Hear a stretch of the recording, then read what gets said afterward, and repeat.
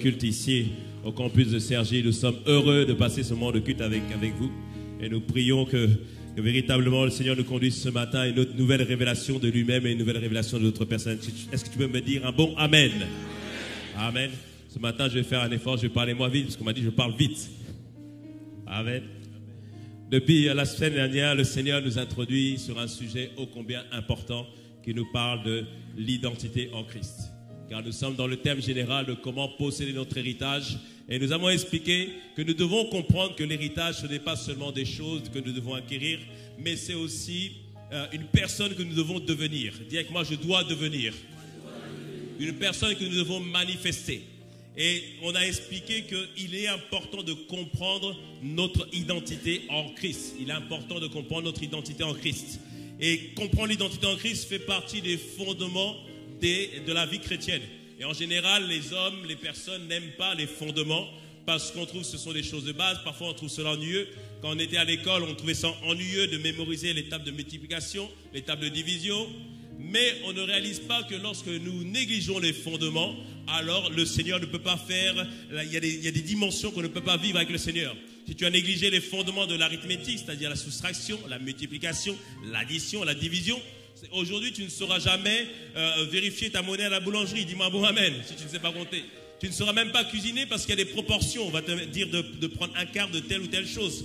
Lorsque tu ne sais pas, tu as négligé les fondements de l'arithmétique, tu ne sauras même pas voyager parce que tu n'auras pas la notion d'échelle, la notion de distance, la notion de vitesse. Lorsque tu négliges les fondements de l'arithmétique, tu as même du mal à équilibrer ton budget parce que tu ne sais pas compter. Tu as du mal à faire des métiers plus intéressants, comme construire des ponts, des avions. Tu as même du mal à comprendre ton banquier. Tu auras du mal même à décrypter des codes secrets, même à les inventer. Tu auras même du mal à te repérer dans le métro. Tout ça parce que tu as négligé le fondement de l'arithmétique. Dis, c'est pas mon cas au nom de Jésus. Amen. Cela te montre que les fondements sont extrêmement importants. Et ce thème que nous abordons sur l'identité en Christ, tu vas comprendre au fur et à mesure, notamment dans les prochaines semaines, que cela va t'amener à vivre Christ, à manifester Christ, afin que ta vie soit une vie qui plaise entièrement à Christ. Et lorsqu'on te voit, on voit Christ. Dis-moi bon amen. Amen. Et nous avons expliqué que sans le fondement de l'identité, il y a un risque de crise d'identité. Et on a expliqué que la vie, les circonstances vont toujours te poser des questions. Qui es-tu? Les circonstances te demanderont qui es-tu pour t'en sortir. Quand il y aura les difficultés, lorsqu'il y aura les challenges qui vont venir, les circonstances vont te demander qui es-tu pour penser t'en sortir. Et lorsque la maladie viendra frapper à ta porte, les maladies te demanderont qui penses-tu qui es-tu pour penser guérir. On te dit tu as telle maladie, la maladie te dira mais tu ne sais pas qu'on a eu un tel ou un tel, est-ce que tu crois que toi tu peux t'en sortir? Je dis oui, tu peux t'en sortir, dis-moi bon amen. Et il y aura toujours cette question, même les déceptions, les blessures, les coups bas te poseront la question, qui es-tu pour penser vivre une vie dans la joie et dans la quiétude du Seigneur? Toujours cette question de l'identité reviendra toujours sans cesse dans ta vie. Et c'est pour ça qu'il est important que tu puisses asseoir cette identité en Christ. Combien de fois j'ai vu des personnes abandonner la foi, renoncer à la relation avec le Seigneur, ne plus désirer rencontrer Dieu. Pourquoi? Parce qu'ils passaient par des moments de difficulté, des moments de challenge, des moments où ils avaient perdu leur travail, ils avaient perdu leur maison, ils avaient perdu tout ce sur quoi ils se raccrochaient. Et dans ces moments-là, ils pensaient que Dieu les avait abandonnés. Ils pensaient que lorsqu'on dit que Dieu t'a enrichi, ils pensaient que tout ça c'était de la théorie, que c'était juste des motivations. Non, c'est une réalité spirituelle. Dis-moi bon amen. C'est pour ça qu'il faut que tu sois assis dans ton identité afin que le vent vienne, les problèmes viennent. Tu tiens bon, dis-moi bon amen. Dis que moi je dois connaître mon identité. Et la question de l'identité, c'est une question qu'on a même posée à Jésus. Les pharisiens de l'époque, les scribes de l'époque, les sages entre guillemets de l'époque lui ont posé la question, mais toi tu es qui? D'où est-ce que tu viens? Et Jésus leur disait, moi je viens du Père. Ils savaient de qui il venait. Les pharisiens lui demandaient, mais pourquoi tu fais ces miracles? De quelle autorité tu fais ces miracles? Il disait, je sais de qui me donne l'autorité. Jésus savait pleinement qui il était. Jésus savait aussi de qui il dépendait pleinement. Satan lui dit, si tu es le Fils de l'homme, change ces pierres en pain. Il disait, oui, je peux le faire. Mais, Matthieu 4, 4, l'homme ne vivra pas de pain seulement, mais de toute parole qui sort de la bouche de Dieu. Tout ce qu'il faisait dépendait de Dieu. Tout ce qu'il faisait, c'est parce qu'il avait entendu de Dieu. Dis-moi, bon, amen. Jésus ne faisait rien sur l'opinion des gens. Il faisait tout parce qu'il savait qu'il était aimé du Père. Dis-moi, bon, amen. Il savait qui il était. Et Jésus savait même qui était de sa famille. Je vous ai expliqué que même Jésus, qui était né de Dieu, mais qui était dans cette famille adoptive avec Joseph, Marie a eu d'autres enfants. Marie n'est pas restée vierge. Dis-moi, bon, amen. Elle a eu d'autres enfants. Et les autres enfants, qui étaient les frères et sœurs adoptifs, entre guillemets, de Jésus. Mais à un moment donné, eux-mêmes, ils n'ont pas compris qui était Jésus. Eux-mêmes, à un moment donné, ils ont dit à Jésus, puisque tu fais des miracles, va dans toute la Judée, que tout le monde te connaisse. Et après, ils ont fait, ils se moquaient même de Jésus. À un moment donné, ils ont cru même que Jésus était devenu fou, parce que tout le monde allait le voir. Mais Jésus savait véritablement qui il était. Amen. Comme j'ai dit la semaine dernière, même si ta famille aujourd'hui est contre toi, demain, ils seront avec toi. Dis-moi bon amen. Parce que même les frères de Jésus, après, à la fin, on voit Jacques qui était un des responsables de l'église. Jude, celui qui a écrit l'épître de Jude, ça veut dire qu'il y a de l'espoir pour toi. Dis-moi bon amen. Jésus savait de qui il venait, de qui il tenait l'autorité, de qui il dépendait, et il savait qui était sa famille. Dis-moi bon amen. Amen. Qu'est-ce que la Bible nous dit sur notre identité en Christ? Première chose, la Bible nous dit que tu n'es pas une créature améliorée. Dis-moi bon amen. Tu es une nouvelle création. 2 Corinthiens 5, 17 nous le dit. Si donc quelqu'un est dans le Christ, dans la version Jérusalem, c'est une création nouvelle. L'être ancien a disparu, un être nouveau est là. La version Jérusalem. 2 Corinthiens 5, 17. La Bible nous dit que nous sommes une nouvelle création. Les choses anciennes sont passées, voici toutes choses sont devenues nouvelles. Dis-moi bon amen. Ça veut dire quoi? Pour juger de qui tu es, il ne faut pas regarder à ton passé, mais regarde à ce que la parole de Dieu dit. Regarde ce que la parole de Dieu dit. Amen. Et nous avons dit, première chose que Dieu nous dit, c'est que nous sommes acceptés de Dieu. Nous sommes acceptés de Dieu. Jean 6, verset 37. Tous ceux que le Père me donne viendront à moi et jamais, non jamais.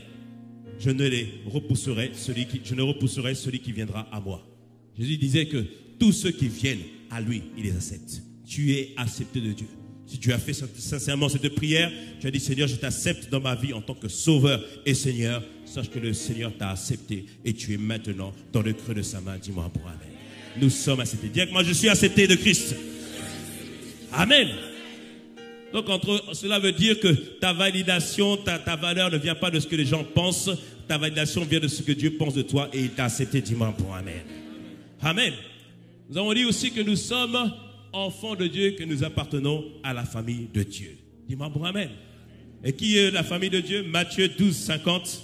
Matthieu 12, 50, Jésus, au sujet de qui sont de sa famille. Matthieu 12, 50, il nous dit, car quiconque fait la volonté de mon Père qui est dans les cieux, celui-là est mon frère et ma sœur et ma mère. Waouh! Jésus disait ici, celui qui est de la famille de Dieu n'est pas celui qui est né de telle ou telle tribu, de tel ou tel pays, mais c'est celui qui fait la volonté de mon Père qui est dans les cieux. Celui-là est mon frère et ma sœur et ma mère. Je t'annonce que tu es le frère de Jésus. Dis-moi bon. Amen. Nous sommes nés de Dieu, enfants de Dieu, et nous avons une famille. Amen. Et nous avons dit aussi que notre statut a changé. Premièrement, nous sommes déclarés justes. Dis avec moi, je suis le juste de Dieu.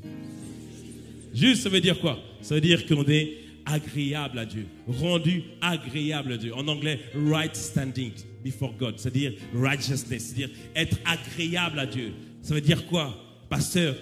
Donc, c'est pas par mes propres efforts. Non, c'est pas par tes propres efforts, mais c'est par la foi nous sommes rendus agréables à Dieu. Dis-moi bon amen. C'est pourquoi tu peux t'approcher de Dieu sans aucun sentiment de péché, sans aucun sentiment de culpabilité, sans aucun sentiment d'infériorité. Ça s'appelle la justification. Je suis justifié devant toi. Dis-moi bon amen à ça. Amen. Notre statut a changé. Nous sommes rendus saints et sanctifiés. C'est-à-dire, nous sommes mis à part pour mener une vie mis à part. Dis-moi bon amen à cela. Tu es mis à part. Dis avec moi, je suis mis à part. Oui, je fais partie de la famille de Dieu, du peuple de Dieu. Tu es mis à part. Tu es saint. Dis-moi bon amen. On est déclaré aussi délivré de la puissance des ténèbres. Délivré de la puissance des ténèbres. Ça veut dire quoi? Si quelqu'un vient dans la nuit, il vient par un chemin. Ils peuvent être 1000, ils peuvent être 3000, 4000. Toute une armée d'esprits méchants qui t'attaquent. Je te proclame qu'ils vont s'enfuir par ce chemin parce que tu as été délivré et tu as la puissance du Saint-Esprit en toi. Dis-moi bon, amen. Oh. Je vois tes peurs s'enfuir dans le nom de Jésus. Je te vois être dans la quiétude de Dieu, comme David au milieu du désert, alors que tout le monde l'entourait, alors qu'une armée l'entourait. Il dit en psaume 37, si mes ennemis m'attaquent, je ne suis pas dans la crainte parce que l'Éternel est avec moi. Dis-moi bon amen. Tu es délivré au nom de Jésus. Nous sommes déclarés vivants de mort que nous étions auparavant. Avant, tu allais à la mort définitive parce que nous étions séparés de Dieu. Mais maintenant, nous sommes vivants spirituellement. Est-ce que c'est pas bon d'être vivant? Est-ce que c'est pas bon d'être vivant? Dis-moi bon amen. Oh oui. Il dit aussi que nous sommes déclarés riches. Dis à ton voisin, tu es riche. Riche, ça ne veut pas dire que ton compte en banque, il y a 1 million d'euros. C'est pas ça. Riche, ça veut dire que tu n'es pas démuni. Riche, ça veut dire que peu importe les situations, il y a en toi la capacité, la possibilité, l'habilité de pouvoir passer par-dessus les situations. Dis-moi pour amen à ça. Amen. Est-ce que tu le crois ce matin? Il nous dit aussi que nous sommes déclarés plus que vainqueurs. Plus que vainqueurs, ça veut dire quoi? C'est-à-dire que même avant d'avoir combattu un seul combat, tu as déjà la ceinture de vainqueur. Parce que Jésus-Christ l'a remporté sur la croix pour toi. Amen. Alors mon frère, relève la tête. Pompe le torse. Et marche avec fierté. Parce que tu es plus que vainqueur. Dis-moi bon amen. Ma soeur, c'est dit ta destinée parce que tu es plus que vainqueur. Oh oui, notre statut a changé en Jésus-Christ. Notre statut a changé en Jésus-Christ. Même notre position a changé en Jésus-Christ. Maintenant, tu n'es plus de la terre, tu es dans les cieux. La Bible nous dit que nous sommes assis dans les lieux célestes en Jésus-Christ. Les lieux célestes, tu as le ciel, c'est l'atmosphère que tu vois. Le ciel, les nuages que tu vois. Après, il y a le deuxième ciel, c'est la sphère angélique. Il y a les esprits méchants. Et après, il y a le troisième ciel, au-dessus encore, bien au-dessus. Oui, qui s'appelle les cieux, là où Dieu est, là où Jésus est. Et il nous dit que nous sommes assis à ce niveau-là. Donc les démons sont où? Les problèmes sont où? Les situations sont où? Même tout ce qui se passe sur la terre est où? Donc tu es au-dessus, dis-moi bon amen. Tu es au-dessus de tout, dis-moi bon amen. Dis-moi bon amen. Notre statut a changé. Dis avec moi, mon statut a changé. Amen. Et nous sommes déclarés bénis et héritiers de Dieu. Tu es béni, mon frère. Tu es béni, ma soeur. Amen. Amen. Notre statut a changé. Et nous avons aussi expliqué que nous sommes devenus des êtres nouveaux qui abritent maintenant le Saint-Esprit. Des êtres nouveaux qui abritent maintenant le Saint-Esprit. Saint-Esprit, c'est qui? C'est l'Esprit de Dieu. Lorsque j'invite Dieu dans ma vie, Dieu ne me laisse pas seul. Il vient lui-même habiter au-dedans de moi par son esprit. Amen. On a expliqué que c'est le Saint-Esprit qui met en nous le vouloir et le faire. Philippiens 2,13 en version parole vivante. Philippiens 2,13 en version parole vivante. Il nous dit, vous n'êtes pas seul, Dieu lui-même œuvre en vous, sa bienveillance suscite en vous à la fois la volonté et l'action, afin que ce dessein plein d'amour se réalise. Dire quoi? C'est Dieu lui-même qui provoque en nous la soif, le désir de le chercher. Et nous, ce que nous avons à faire, nous allons dire, Seigneur, mets en moi encore plus de soif, plus de désir de te rencontrer, plus de désir d'avoir cette intimité avec toi. Et il le fera parce que c'est aussi sa volonté. Dis-moi bon amen. Dis-moi bon amen à ça. Le Saint-Esprit, l'Esprit de Dieu, est le meilleur cadeau. Et la meilleure chose que Dieu puisse donner. Parce que le Saint-Esprit, c'est Dieu lui-même. C'est le meilleur cadeau qu'il nous fait. Et c'est ce que nous devons rechercher, demander, réclamer, soupirer, aspirer à avoir. Il nous dit en Luc 11, verset 9, il nous dit, et moi, si je vous dis, Demandez et vous le donnera. Cherchez et vous trouverez. Il dit frappez et l'on vous ouvrira. Car quiconque demande reçoit, celui qui cherche trouve et l'on trouve et l'on ouvre à celui qui frappe. Quel est parmi vous le père qui donnera une pierre à son fils s'il lui demande du pain? Et s'il demande un poisson, lui donnera-t-il un serpent au lieu d'un poisson? Ou s'il demande un œuf, lui donnera-t-il un scorpion? Si donc méchant comme vous l'êtes, vous savez donner de bonnes choses à vos enfants, à combien plus forte raison le Père Céleste donnera-t-il le Saint-Esprit à ceux qui le lui demandent? Amen. Il dit que celui qui demande, celui qui réclame, celui qui soupire, qui aspire, il reçoit non seulement lorsqu'il donne sa vie au Seigneur, il reçoit le Saint-Esprit, mais plus tu demandes, plus tu réclames, plus tu soupires, alors il prend place en toi et toute sa plénitude se manifeste en toi. Dis-moi un bon amen. Je t'expliquerai la semaine prochaine aussi comment faire pour pleinement demeurer dans la plénitude du Saint-Esprit. Dis-moi un bon amen. Amen. Le Saint-Esprit est un grand atout. Le Saint-Esprit, l'Esprit de Dieu, est celui que toute l'humanité recherche. Dis-moi un bon amen. Il est celui que toute l'humanité recherche. L'humanité recherche la paix. L'humanité recherche la joie. L'humanité recherche la douceur. L'humanité recherche la bonté. Ils recherchent tout cela. L'humanité, lorsqu'ils vont en boîte de nuit, lorsqu'ils prennent de l'alcool, c'est pour goûter à l'ivresse, pour être dans cette sorte de plénitude. Ils pensent que je vais boire comme ça de l'alcool, comme ça je vais être dans la plénitude, je vais oublier mes problèmes. Mais la Bible nous montre que cette plénitude est trouvée en Dieu. Dis-moi un bon amen. Il nous dit en Ephésiens 5, 18, dans la version parole vivante, Ephésiens 5, 18, Ephésiens 5, 18, il dit, c'est la voie qui mène à une vie il dit, voici la voie qui mène à une vie de plénitude. Il dit, ne recherchez pas l'ivresse que produit le vin, cela mène à une vie déréglée, au libertinage et à la perdition. Mais il dit, buvez à l'entrée, à la coupe de l'esprit, et laissez-vous constamment, à nouveau remplir par le Saint-Esprit et rechercher en lui votre plénitude.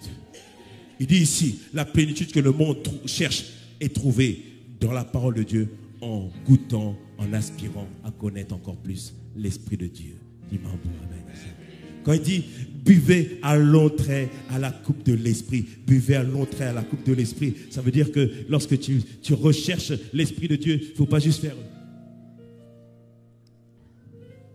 Non, il faut boire tout le verre. Je ne bois pas le verre ici. Là. Il faut rechercher à l'entrée, c'est-à-dire que il faut aspirer, demander, réclamer, soupirer.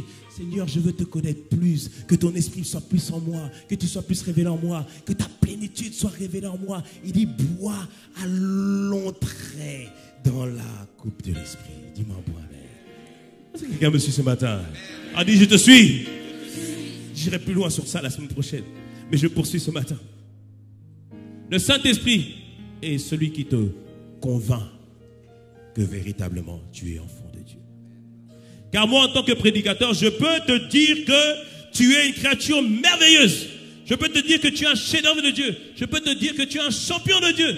Je peux te dire aussi qu'en réalité, que tu es excellent, que tu es beaucoup plus capable que ce que tu penses.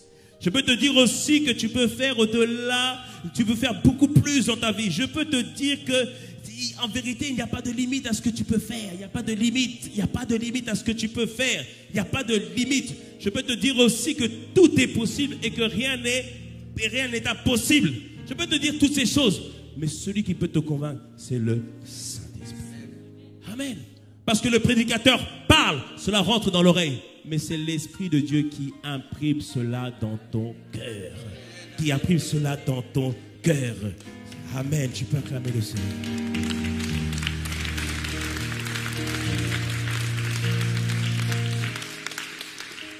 La Bible nous dit que l'Esprit lui-même rend témoignage à notre esprit que nous sommes enfants de Dieu. Ça veut dire quoi? Qu'il imprime en nous, dans notre cœur, que nous sommes enfants de Dieu. Le Saint-Esprit, l'Esprit de Dieu nous convainc que nous sommes enfants de Dieu. Dis-moi un bon amen. Dis-moi un bon amen. Amen. Et il faut vraiment comprendre cela, que c'est le Saint-Esprit qui fait cela. Et il faut que le Saint-Esprit puisse te convaincre ce matin. Le Saint-Esprit doit te convaincre ce matin. Dis-moi un bon amen. Parce que nous devons tous réaliser une chose, c'est qu'il faut que tu aies une révélation de ce que tu es en Christ. Ce n'est pas juste savoir, mais de devenir conscient, d'avoir la révélation, d'avoir la pleine conscience de qui tu es en Jésus-Christ. Qu'est-ce que nous dit la parole de Dieu? La parole de Dieu nous dit ceci. Il nous dit que lorsque nous n'étions pas en Jésus-Christ, le diable met un voile sur nos vies qui nous empêche de connaître pleinement qui nous sommes en Jésus-Christ, qui nous empêche de recevoir l'évangile, qui nous empêche de comprendre pleinement les paroles de Dieu. La Bible nous dit en 2 Corinthiens 4, versets 3 et 4. 2 Corinthiens 4, versets 3 et 4. Il nous dit, si notre évangile est encore voilé, il est voilé pour ceux qui périssent. Et les incrédules dont le Dieu de ce siècle a aveuglé l'intelligence, afin qu'ils ne vissent pas briller la splendeur de l'évangile, de la gloire de Christ qui est l'image de Dieu.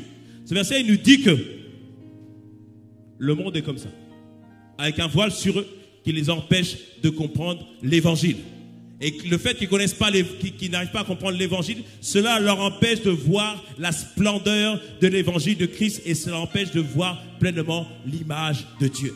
C'est pourquoi lorsque tu pries pour ta famille, il faut que tu demandes que le voile soit ôté. Il faut que tu pries pour que le voile soit ôté afin qu'ils puissent recevoir la parole de Dieu et que tu puisses comprendre, qu'ils puissent pleinement comprendre qui est Dieu. Dis-moi bon amen. Il y a un voile qui est posé. Et lorsque nous acceptons Christ dans notre vie, une partie de ce voile commence à partir. Mais il faut qu'on puisse arriver au stade où le voile sera entièrement ôté afin que nous puissions voir la splendeur de l'évangile de Dieu et que nous puissions comprendre réellement qui est Dieu. Et alors à ce moment-là, nous serons pleinement à l'image de Dieu. Amen. Dis-moi bon amen. Dis-moi bon amen. Mais le problème, c'est que pour beaucoup de croyants, le voile est encore là. Leur voile est encore là. Et parfois, à cause des problèmes, des situations, l'ennemi dépose encore un voile. C'est pourquoi que l'apôtre Paul, je regardais dans les prières qu'il fait à l'église, en Éphésiens 1, verset 15, Éphésiens 1, verset 15, il adressait cette lettre aux Éphésiens. Il dit, c'est pourquoi moi aussi, ayant entendu parler de votre foi au Seigneur Jésus-Christ et de votre charité pour les saints, c'est-à-dire qu'il a entendu parler que les gens d'Éphèse avaient foi en Jésus-Christ. Ils avaient cet amour pour les croyants. Il dit, je ne cesse de rendre grâce pour vous, faisant mention de vous dans mes prières. Waouh! Gloire à Dieu. L'apôtre Paul priait pour eux. Et il dit, je prie pour vous, pourquoi? Afin que le Dieu de notre Seigneur Jésus-Christ, le Père de gloire, vous donne des voitures, vous donne des mariages, vous donne de l'argent, vous donne des opportunités. Non, il ne dit pas ça. Il dit, afin qu'il vous donne un esprit de sagesse et de révélation dans sa connaissance. L'apôtre Paul, ce qu'il priait, c'est qu'il priait pour qu'il y ait une révélation. C'est-à-dire que le voile soit complètement ôté dans la vie des croyants. Amen. La révélation, en grec, c'est apocalypsis. Ça veut dire que le voile soit ôté, que le couvercle soit ôté, afin que les gens parviennent à une pleine connaissance de Dieu et une pleine connaissance de qui ils sont en Christ. Ce matin, je prie que le voile soit ôté sur ta vie et que tu saches véritablement qui est Dieu et qui tu es en Jésus-Christ. Dis-moi bon amen. Dis-moi bon amen. Parce que tu dois comprendre que, à force de venir à l'église, à force d'écouter les enseignements, tu reçois de la connaissance. Dis-moi bon amen. Dimanche après dimanche, tu reçois de la connaissance. Dis-moi bon amen. En grec, c'est gnosis. Gnosis. Dis avec ma gnosis. Gnosis, c'est pas une connaissance théorique de Dieu. C'est pas une connaissance juste informative de Dieu. Mais gnosis, ça t'explique les mystères de Dieu. C'est ce qu'on fait dimanche après dimanche. Tu vois que ta connaissance augmente. Dis-moi bon amen. Tu vois qu'il y a des choses que tu ne comprenais pas, maintenant que tu comprends, parce que les mystères te sont expliqués. Et l'apôtre Paul, par exemple, à l'église de Corinthe, il a expliqué beaucoup de choses à l'église de Corinthe. À l'église de Corinthe, il leur a dit, vous êtes une nouvelle création, de Corinthiens 5, 17, ce qu'on a vu tout à l'heure. À l'église de Corinthe, il leur a dit, vous faites fonction d'ambassadeur pour Christ, tu es un ambassadeur, dis-moi bon amen. À l'église de Corinthe, il leur a même dit, à eux qui étaient que des esclaves, il leur a dit, en 1 Corinthiens 5, 26, 1 Corinthiens 1, 26, 29, il dit, considérez, frères, que parmi vous qui avez été appelés, il n'y a ni beaucoup de sages sur la chair, ni beaucoup de puissants, ni beaucoup de nobles. Parmi eux, il y avait beaucoup d'esclaves. Il leur dit, mais Dieu a choisi les choses folles du monde pour confondre les sages. Dieu a choisi les choses faibles du monde pour confondre les fortes. Et Dieu a choisi les choses viles du monde et celles qu'on méprise et celles qui ne sont point pour réduire à néant celles qui sont, afin que nulle chair ne se glorifie devant Dieu. Il disait ici aux Corinthiens, vous êtes peut-être considérés comme des esclaves dans la chair, mais Dieu va vous utiliser pour faire des grandes choses. Et Dieu va t'utiliser pour faire des grandes choses. Dis-moi, bon, amen. Et il disait tout ça aux Corinthiens. Mais il y a beaucoup de choses qu'il a expliquées aux Corinthiens. Il leur a même expliqué qu'ils sont le palais de Dieu, le temple du Saint-Esprit. Il leur a expliqué, vous avez des dons spirituels. Vous avez reçu les dons spirituels de l'Esprit de Dieu. En 1 Corinthiens 12, il leur a expliqué le mystère de la prière par l'Esprit. Il leur a expliqué aussi le mystère de la Sainte Seine en 1 Corinthiens 11. Il leur a expliqué beaucoup de choses. Il leur a expliqué même que Jésus-Christ va revenir et qu'il y aura une résurrection des morts. Dis-moi bon amen. Ça, il faut que tu le saches. Jésus-Christ revient bientôt. Dis-moi bon amen. Il revient bientôt. Dis-moi bon amen. Amen. Toutes ces choses, il a expliqué aux Corinthiens. Il leur a expliqué beaucoup de mystères, beaucoup de paroles, beaucoup de connaissances, beaucoup de gnosis, beaucoup de choses. Le mystère leur a été expliqué. Mais cependant, lorsqu'on regarde l'état de l'église de Corinthe, on s'est dit, mais il y a un problème. Ils avaient beaucoup de connaissances. Mais quand tu regardes tout le long de la lettre aux Corinthiens, chapitre 1, l'apôtre Paul leur dit, mais vous avez des divisions parmi vous. Chapitre 3, il leur dit, mais vous êtes immatures. Il leur dit, moi je suis de Paul, moi je suis d'Apollos. Chacun, au lieu de s'identifier à Dieu, il s'identifiait aux hommes. En chapitre 4, il disait, mais arrêtez de vous croire arrivés. Les Corinthiens se croyaient orgueilleux. Parce que nous, on connaît la parole. Nous, on connaît les mystères. Nous, on connaît la Sainte Seine. Ils se croyaient orgueilleux à cause de la connaissance qu'ils avaient. En chapitre 5, il leur disait, mais il y a de l'immoralité. Il y a même certains qui couchaient avec la femme de leur père. Il y avait beaucoup d'immoralité. Chapitre 6, il y avait des procès entre les chrétiens, c'est-à-dire manque d'amour les uns envers les autres. Chapitre 7, il y avait des problèmes au sein des foyers. Ils avaient la connaissance, mais la vérité, ils n'avaient pas reçu la révélation qui leur faisait comprendre que ce qui était dit, ce qu'ils connaissaient, devait maintenant être, c'est quelque chose qu'ils devaient vivre. Dis-moi bon amen. C'est pour ça qu'il te faut la révélation, que le Saint-Esprit puisse venir imprimer cela sur les tables de ton cœur. Dis-moi bon amen, dis-moi bon amen, dis-moi bon amen. Amen. Et on doit vraiment comprendre qu'il y a une prière que tu dois faire, que nous devons tous faire. Seigneur, illumine les yeux de notre cœur afin que nous sachions qui nous sommes en Christ. Dis-moi bon amen. Dis-moi bon amen. Parce que tu dois comprendre une chose, que savoir est une chose, être conscient est une autre, et le vivre est une autre. Et notre identité sera toujours révélée par les œuvres que nous manifestons. Notre identité sera toujours révélée par les œuvres que nous faisons. L'apôtre Paul, qui voyait ce que les Corinthiens faisaient, il disait, mais les gars, il y a un problème. Mais à qui est-ce que vous êtes en train de vous identifier?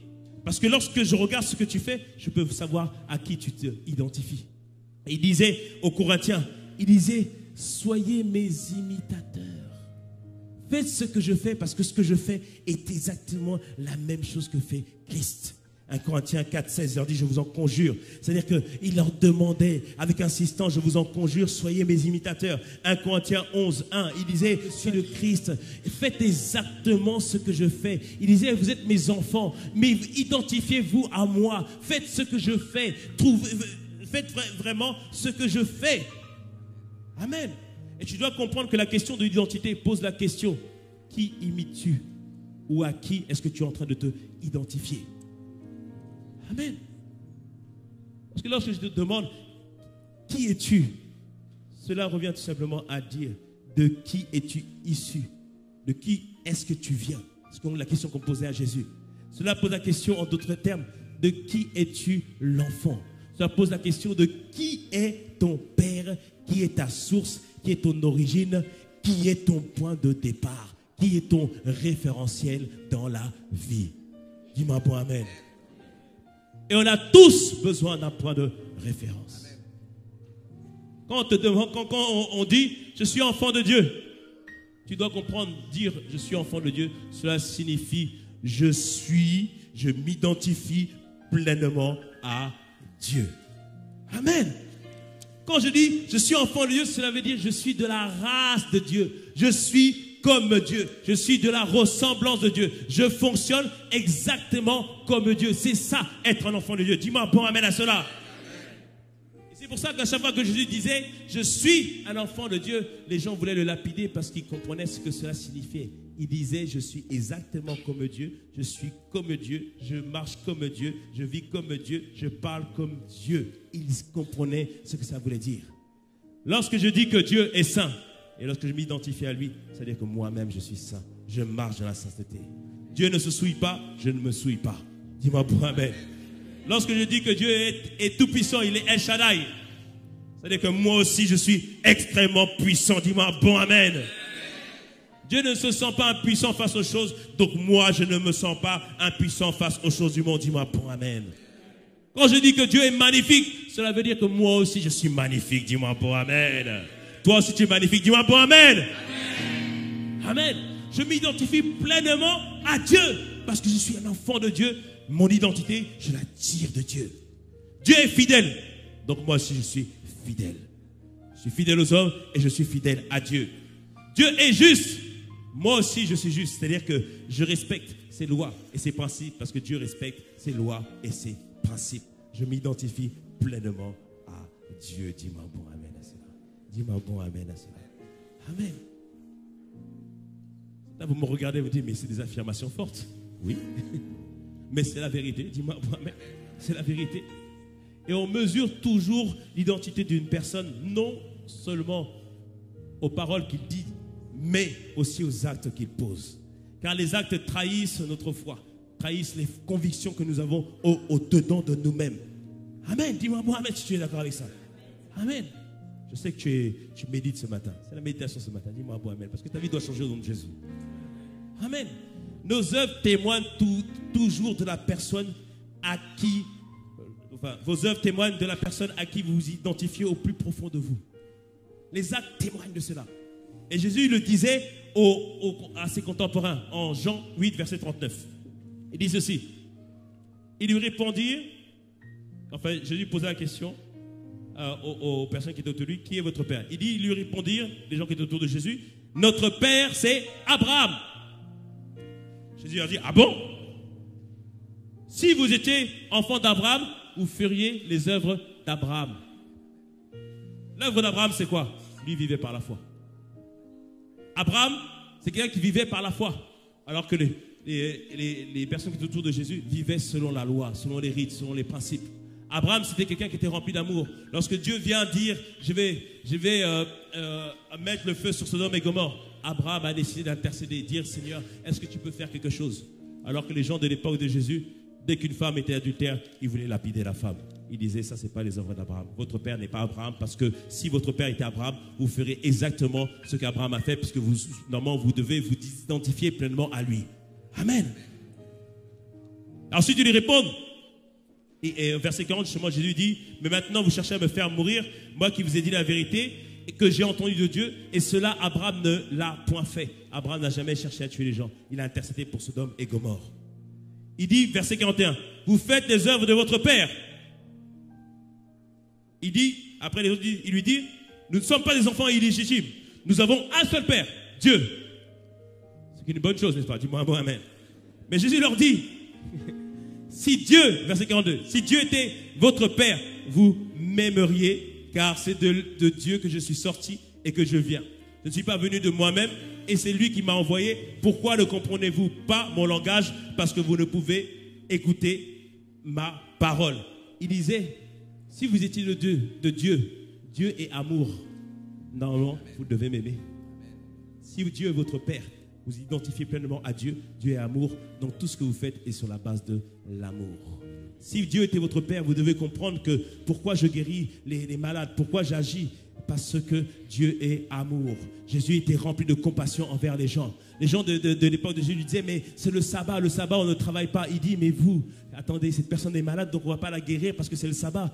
Il dit, si Dieu était votre Père, alors vous aussi, vous manifesterez pleinement l'amour de Dieu. Dis-moi bon amen à ça. Amen. Tes œuvres montrent à qui tu t'identifies. À qui tu te identifies. Amen. Et après, il leur révèle qui est leur père. Verset 44, il dit, vous avez pour père le diable. Jésus, tu es dur quand même. Hein? Vous avez pour père le diable. Pourquoi? Parce que vous manifestez les œuvres du diable. Et vous voulez accomplir les désirs de votre père.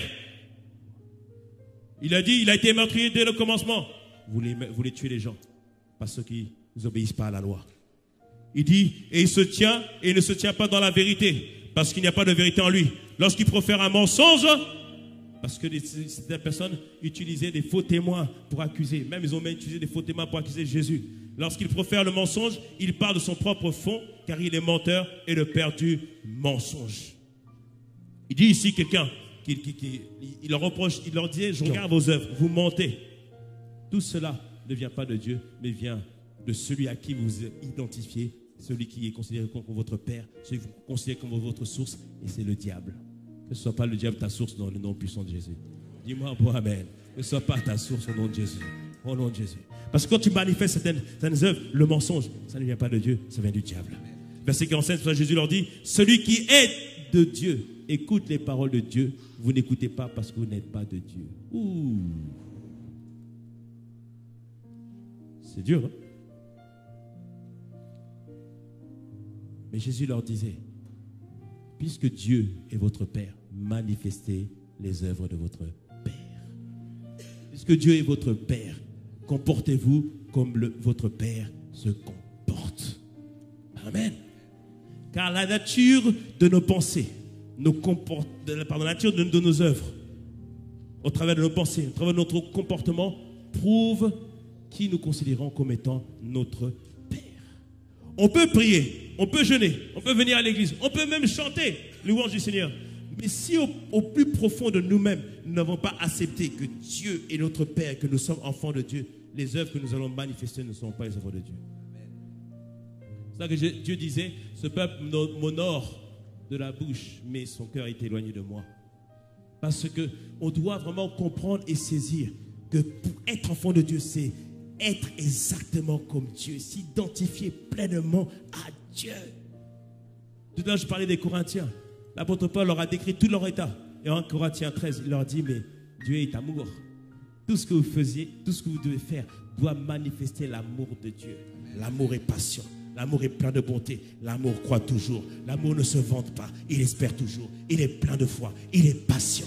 Dis-moi bon amen. Dis-moi bon amen à ça.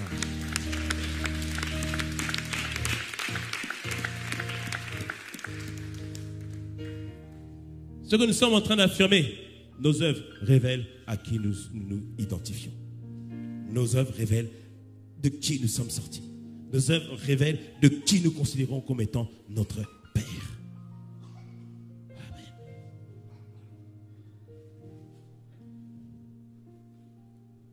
Quelqu'un me dira, mais pasteur, ce que je fais, ce n'est pas ce que j'ai envie de faire. Je pose des actes que je n'ai pas envie de faire. Je considère que Dieu est mon Père, mais je vois que au-dedans de moi, il y a des désirs qui ne sont pas que je ne désire pas. Il y a des actes que je pose qui ne sont pas les miens. Comme disait l'apôtre Paul en Romains 7, il disait, je prends plaisir à la loi de Dieu au-dedans de moi-même, mais il y a dans ma chair une force qui me pousse à faire des actes qui ne sont pas de Dieu. Et je vais te parler du paradoxe de l'identité. Le paradoxe de l'identité, c'est que tu sais toutes ces choses. Dis-moi bon amen. Tu as entendu ces choses, tu as entendu que tu es enfant de Dieu. Mais la vérité, c'est que tes choix, tes comportements sont dictés par des scripts qui sont à l'intérieur de toi. En toi, il y a des montagnes de raisonnement, il y a des systèmes de pensée qui dictent tes comportements et tes actes et qui dictent tes choix. Est-ce que tu me suis ce matin? D'où vient cette mauvaise perception que tu as de toi? On a beau te dire, tu es l'enfant de Dieu, tu es plus que vainqueur, mais toujours, cette pensée qui vient. Des fois, tu chantes, je sais qui je suis, je sais qui je suis, yes. Tu chantes cela, mais au-dedans de toi, il y a une autre chante qui dit, tu vas te taire, tu vas te taire. il y a une pensée comme ça qui vient dedans de toi. On dit, je peux tout par Christ qui nous fortifie. On dit cela. Et puis maintenant, c'est le moment d'aller prendre l'opportunité, de prendre un risque. Il y a une pensée qui monte en toi. Tu es sûr que tu es fort?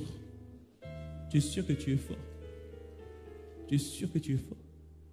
La vérité, c'est que dedans de nous, il y a des pensées silencieuses, il y a des paroles silencieuses qui sont là, inscrites au plus profond de nous. Au plus profond de nous. Au plus profond de nous. Pasteur Mathieu avait donné ce témoignage. Il disait que, au sujet de Pasteur Mathieu Hachimolo, au sujet de l'argent, il disait que quand il était enfant, le professeur lui avait appris une chanson qui disait que l'argent doit être dépensé. Donc ils chantaient cette chanson. L'argent doit être dépensé. Il doit être dépensé. L'argent doit être dépensé. Il doit être dépensé. Je dois acheter une voiture avec mon argent. L'argent doit être dépensé. Il doit être dépensé. Mais à force d'entendre cette chanson, à force d'entendre ces paroles, dès que l'argent venait, oh, faut dépenser, faut dépenser, faut dépenser, faut dépenser, faut dépenser, faut dépenser, faut dépenser, faut dépenser, faut dépenser. Pourquoi? Parce qu'il y a un script, il y a une habitude, un système de pensée qui était inscrit à l'intérieur des gens, à force de entendre encore et encore. Pourquoi, lorsque tu as envie d'acheter quelque chose, pourquoi ta solution, tu vas prendre un crédit avec un taux pas possible? Je dis non, mais c'est pas grave, je prends le crédit, après je vais rembourser. Dieu va pourvoir. Non, c'est pas que Dieu va pourvoir, c'est qu'au fond de toi, il y a un script qui te dit que forcément pour acheter quelque chose, il faut que je prenne un crédit.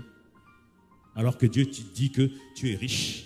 C'est-à-dire qu'à l'intérieur de toi, il y a des capacités qui vont produire ce dont tu as besoin et après tu pourras t'acheter ce que tu veux. Dis-moi pour amener à cela. Mais le problème, c'est que il y a tout, ces scripts à l'intérieur de nous. La Bible nous dit que nous sommes riches, nous sommes vainqueurs, plus que vainqueurs, mais il y a ce script à l'intérieur de nous. La Bible te dit, ma soeur, que tu as accepté de Dieu. Mais pourquoi lorsque tu viens, salut les gars, bonjour, c'est moi, regardez-moi, je suis là, je suis là. Pourquoi tu as besoin de cette acceptation? Pourquoi tu as besoin qu'on te remarque?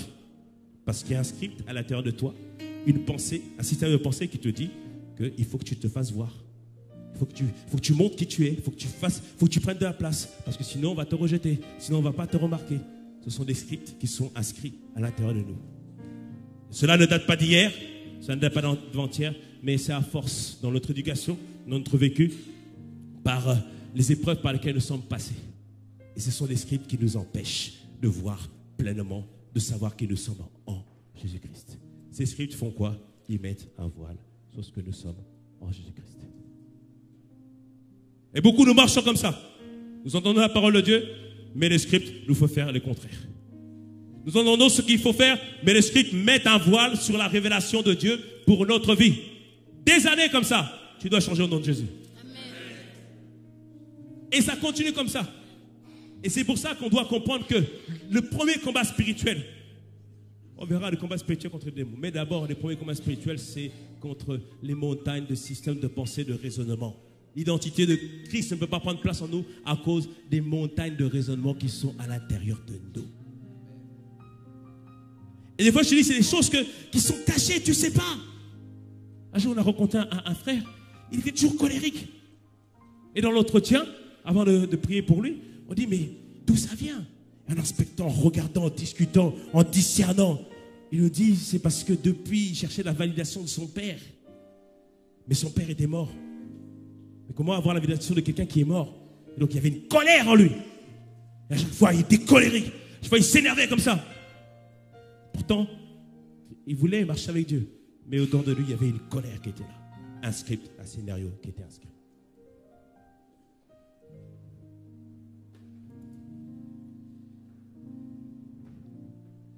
Et j'ai découvert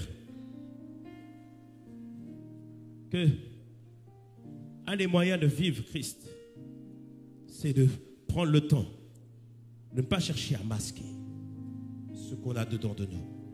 Ne pas chercher à se cacher. Le voile est posé sur la révélation, mais parfois, on met un voile. Parfois, on veut cacher. Mais parfois, il faut simplement s'asseoir auprès de Dieu. Dis, Seigneur, il y a quelque chose qui ne va pas dans ma vie. Là. Il y a quelque chose qui ne va pas dans ma vie. J'ai besoin que tu changes quelque chose. Que tu transformes quelque chose. Au travers des entretiens qu'on a eus plusieurs fois avec des sœurs, souvent on s'est aperçu qu'il y avait beaucoup de sœurs qui allaient voir plein de garçons. C'était pas parce qu'elles aimaient forcément les garçons. Même elles disaient que quand j'allais avec tel ou tel garçon, j'aimais pas ça. Je me sentais sale après. Mais après quand tu regardes, parce que certaines cherchaient la sécurité, parce qu'étant petites, elles n'avaient pas eu l'amour d'un père.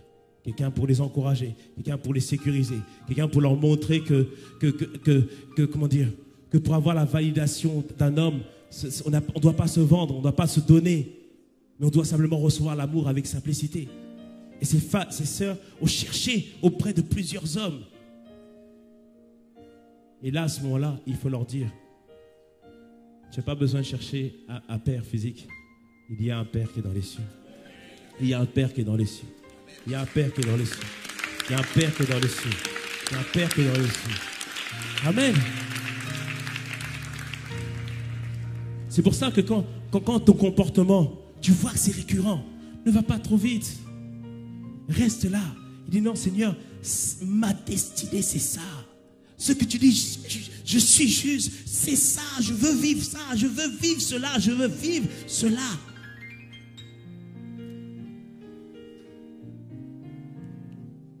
Mais ça commence à s'asseoir d'abord auprès de Dieu. Seigneur, qu'est-ce qui ne va pas dans mon système de pensée? 2 Corinthiens 3, versets 16 à 18. Et ça, on le poursuivra la semaine prochaine. 2 Corinthiens 3, versets 16 à 18. Il nous dit, mais c'est lorsque les cœurs se convertissent au Seigneur que le voile est ôté. On verra que pour vivre Christ, pour manifester Christ, il faut que tu te convertisses au Seigneur. Tu t'es converti à Jésus. Jésus, c'est le Sauveur, celui qui t'a sauvé, celui qui est venu à la croix prendre tes péchés. C'est se convertir à Jésus le Sauveur. Mais il faut se convertir à Jésus le Seigneur, celui qui est le maître de ta vie, Adonai, celui qui est le propriétaire de ta vie. On le verra plus en profondeur la semaine prochaine. Il dit, verset 17, « Or le Seigneur, c'est l'Esprit. Et là où l'Esprit du Seigneur, là est la liberté. » Verset 18, « Nous tous qui le visage découvert, contemplant dans un miroir la gloire du Seigneur, nous sommes transformés en la même image de gloire en gloire, comme par le Seigneur, l'Esprit. » J'ai oublié de donner l'image à la régie. Il y a une image sur Internet. Vous voyez un petit chat. Je ne sais pas si vous avez déjà vu cette image. Il y a un petit chat. Il y a un miroir en face de lui. Et l'image que tu vois dans le miroir, ce n'est pas l'image du chat. C'est l'image d'un lion. Tu connais cette image? Le chat se regarde et il voit maintenant l'image d'un lion. Il dit, mais attends, c'est un chat ou c'est un lion? C'est-à-dire que aujourd'hui, tu es comme ce petit chat. Mais lorsque tu regardes dans la parole de Dieu, l'image que tu vois, c'est l'image d'un lion. C'est l'image d'un lion, d'un gars fort, d'une femme forte. Dis-moi, bon, amen. Amen. Et maintenant, c'est comment faire en sorte que les chats là deviennent à la ressemblance et la pleine ressemblance à l'image qu'ils voient. Amen. Et on le verra plus en profondeur la semaine prochaine. Dis-moi, bon, amen. Amen. Acclame le Seigneur.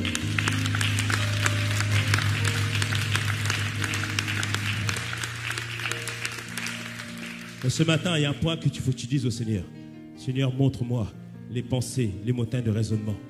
Il y avait une sœur qui me disait, pasteur, là, mon foyer, elle m'a donné des témoignages il y a quelques semaines. Elle m'a dit, mais pasteur, j'ai découvert une chose, c'est que, en fait, dans son foyer, ça allait très mal. Ça se passait très mal. Elle se disputait beaucoup avec son mari. À tel point qu'elle en avait vraiment marre. Elle était même prête à quitter. Elle dit, Seigneur, je suis prêt à quitter. Et puis un jour, elle est venue au culte. Dis avec moi, il faut venir au culte. Dis avec moi, il faut venir au culte. Amen. Elle est venue au culte. Et ce jour-là, j'ai dit, est-ce que vous ne pouvez pas commencer d'abord à changer vous-même? J'avais dit cette parole. Et en fait, elle a reçu cette parole, elle dit non, ça c'est pour moi. Elle a dit j'étais en pleurs, complètement en pleurs, j'ai pleuré, j'ai pleuré, j'ai pleuré, j'ai pleuré, j'ai pleuré, j'ai pleuré. Et après elle est rentrée chez elle, elle dit mais qu'est-ce qui ne va pas avec moi quoi en fait? Est-ce que c'est moi qui ne va pas? Et après, elle a dit Seigneur, mais qu'est-ce qui ne va pas? Et le Seigneur lui a montré comment elle se comportait avec son mari. Son mari lui disait mais toi tu prends tes décisions toute seule, tu ne me dis jamais rien, tu ne m'intègres pas dans tes affaires. Elle dit mais non et tout ça, mais non. Et après, Dieu lui a montré comment elle se comportait avec son mari, quels actes elle posait vis-à-vis de son mari. Elle dit mais comment je pose de tels actes? C'est vrai que je ne fais pas attention à lui, je prends mes affaires, je sors, je ne fais pas attention à lui. Et après, elle a réalisé que sa mère, parce qu'elle avait perdu tôt son père, sa mère, elle avait éduqué toute seule. Sa mère avait bravé toutes les épreuves de la vie toute seule. Elle a vu sa mère agir tout le jour, toujours toute seule, ne dépendre que d'elle-même, de compter que sur elle-même, parce que sa mère, le mari était mort. Mais en fait, elle a réalisé qu'elle-même, elle reproduisait exactement le même comportement que sa mère. Elle avait un mari à la maison, mais dans sa tête, elle disait, je peux me débrouiller toute seule, je peux faire les choses toute seule, je peux arriver toute seule, je peux prendre mes décisions toute seule. De toute façon, elle considérait comme si elle vivait toute seule. Et quand elle a réalisé ça, elle a dit, non Seigneur, il faut que ça change. Il faut que ça change. Et elle a demandé pardon à son mari. Elle a changé son comportement, sa façon de faire, à plus intégrer son mari, à lui demander, à lui faire preuve de respect, faire preuve de révérence. Et elle m'a dit, pasteur, ça a changé du tout au tout. Elle a dit, c'est plus le même foyer, c'est plus la même chose. Pourquoi? Transformation de mentalité. Amen. Amen. Ce que je suis en train de te dire ce matin, tu peux vivre la vie que Dieu veut que tu mènes. Amen. Mais ça commence d'abord, Seigneur, je m'assois près de toi, le visage découvert. Je laisse tomber l'hypocrisie là. Je laisse tomber mes masques. Je laisse tomber tout ce que je mets pour me cacher. Non, là, Seigneur, je veux dealer avec toi. Je veux que tu me transformes et que tu me révèles qu'est-ce qui ne va pas. Je lui dis, vous accusez votre voisin, mais avant de regarder la paille qui est dans l'œil de ton voisin, regarde la poutre qui est dans la tienne. C'est-à-dire, regarde d'abord à moi. David disait, psaume 139, Seigneur, regarde-moi, inspecte-moi, regarde si je suis sur le bon chemin, si je ne suis pas sur le bon chemin, ramène-moi sur le chemin de l'éternité. Dis-moi un bon amen à ça. Amen.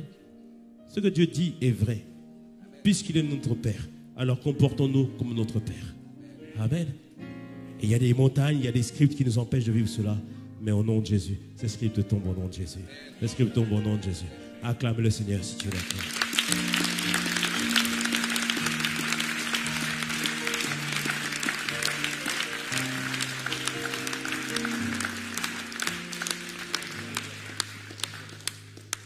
Alors là où tu es, dis-lui, j'ai tant besoin de toi, Yahweh, j'ai tant besoin de toi. Dis-lui, dis-lui, dis-lui, dis-lui. Pourquoi on dit le Père? Parce qu'il est l'origine de nos vies, j'ai tant besoin. J'ai tant besoin de toi, Père. De toi. Dis-lui, j'ai besoin de toi. Dis-lui, Père, j'ai tant besoin de toi, Seigneur, j'ai tant besoin de toi, Père. Non, besoin de toi, seul. J'ai besoin de toi.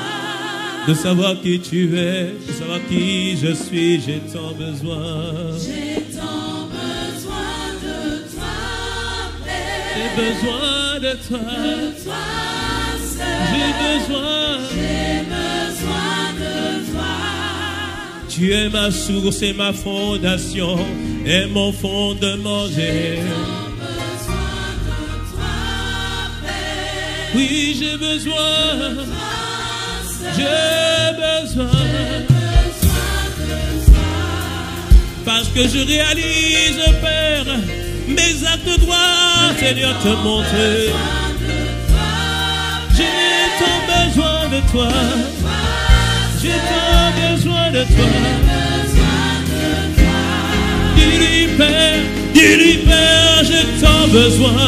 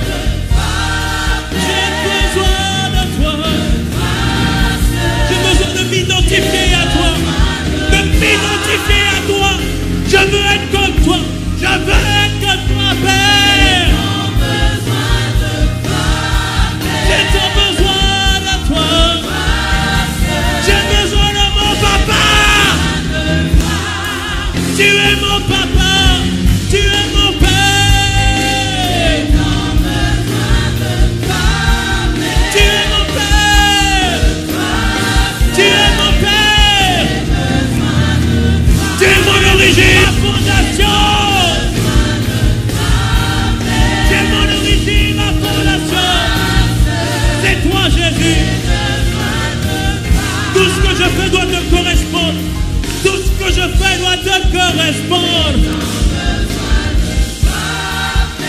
De toi, Père. J'ai besoin. Tu es mon papa. Tu es ma fondation. Je veux vivre une vie qui te demande. J'ai besoin de toi. J'ai besoin de toi. Besoin de toi. Besoin de toi. J'ai besoin de toi, Yahweh. Besoin de toi. De toi, Père. J'ai besoin.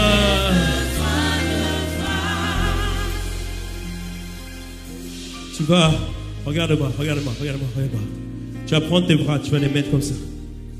Tu vas les prendre comme ça. Serre-les fort. Maintenant, ferme les yeux maintenant, ferme les yeux. À l'instant même, reçois l'étreinte de l'amour de Dieu. Reçois l'étreinte de l'amour de Dieu. Reçois l'étreinte de l'amour de Dieu. Reçois l'étreinte de l'amour de Dieu. Reçois l'étreinte de l'amour de Dieu. Reçois l'étreinte de l'amour de Dieu. Il est comme un père maintenant. Il est comme un père. Il est comme un père. Il est comme un père. Il est comme un père. Maintenant les blessures sont en train de s'enlever de ton cœur. Les blessures sont en train de s'enlever de ton cœur. Ressens l'étreinte. Ressens l'étreinte de l'amour de Dieu. Ressens l'étreinte de l'amour de Dieu. Ressens la validation. Ressens la validation de Dieu. Je t'aime ma fille. Je t'aime mon fils. Écoute les paroles du Père. Écoute les paroles du Père. Il guérit ton cœur. Et ressens l'étreinte de son amour à l'instant même. Ressens l'étreinte de son amour. Il te guérit à l'instant même. Il te guérit à l'instant même. À l'instant même, tu avais de la rancune contre ton père physique. Tu l'appelles ton géniteur. Maintenant, l'Éternel te donne de pardonner l'instant même. Dieu ne s'est pas trompé. Dieu ne s'est pas trompé. Tu n'es pas un hasard. Tu n'es pas un hasard biologique. Non, non. Tu n'es pas une erreur. Non, non. Lui, le Père t'a désiré.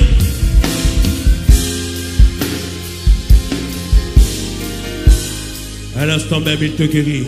À l'instant même, il te guérit. À l'instant même, il te guérit. Mon frère, le Père t'a validé. Le Père t'a accepté. Tu n'as pas besoin de prendre des masques. Le Père t'a validé. Le Père t'a validé. Ma soeur, le Père t'a validé. Tu n'as pas besoin de te montrer. Tu n'as pas besoin que tous les garçons te regardent. Non, le Père t'a validé. Il t'a validé.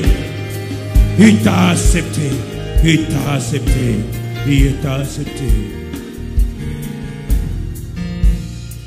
Seigneur, merci pour l'étreinte de ton amour. Merci pour l'étreinte de ton amour. Dis avec moi, Seigneur Jésus, aujourd'hui, je réalise que j'ai un Père, une source, une origine, une référence. Certes, les hommes, la famille, les parents peuvent décevoir. Mais toi, qui es ma source, mon origine, mon référentiel, toi tu ne déçois jamais. Car tu demeures fidèle en tout temps. Aujourd'hui, je saisis que tu es mon Père, mon origine, ma fondation. Ce que je suis me vient de toi. Ce que je suis est en toi. Ce que je suis est par toi. Seigneur, que ma vie te plaise. Je reçois ce matin l'étreinte de ton amour. Je sais maintenant que je suis aimé, désiré, accepté. Merci Père.